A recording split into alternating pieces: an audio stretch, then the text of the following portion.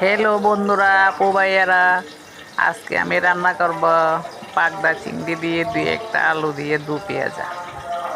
প্রথমে চিংড়ি কুটোকে কেটে কুটে ভালো করে ধুয়ে পরিষ্কার করে নিলাম, সাথে দুই একটা আলু পরিষ্কার করে ছুলে নিলাম, চুলে কাটুকুটু করে নিলাম। তারপরে দিলাম পেঁয়াজ আর কাঁচামরিচ তেলে, তারপর দিলাম পেঁয়াজ আর কাঁচামরিচ তেলে। তারপর ভালো করে নেড়ে ছেড়ে একটু ব্রাউন কালার আসলে তখন মরিচ, হলুদ, ধনিয়া, লবণ, হালকা জিরা পাউডার একসাথে দিয়ে ভালো করে কষাতে হবে।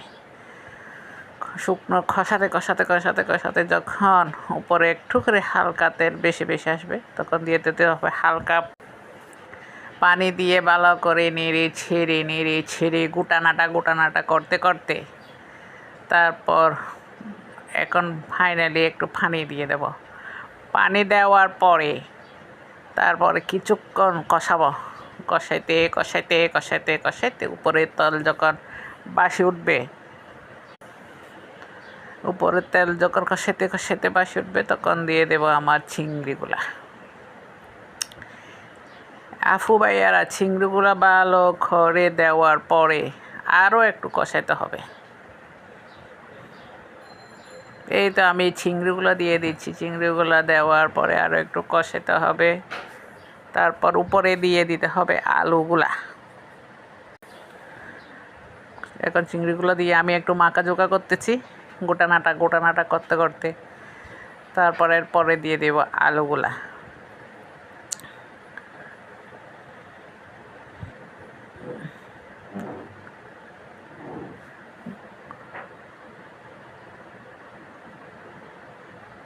গোটানাটা এগুলো করতে এবার দিব আলুগুলো। অফ ক্যামেরায় আলুগুলো আমি দিয়ে দিচ্ছি।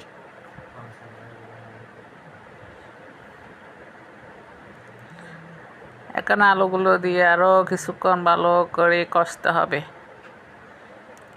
সাথে দিলাম দুই একটা টক বেগুন।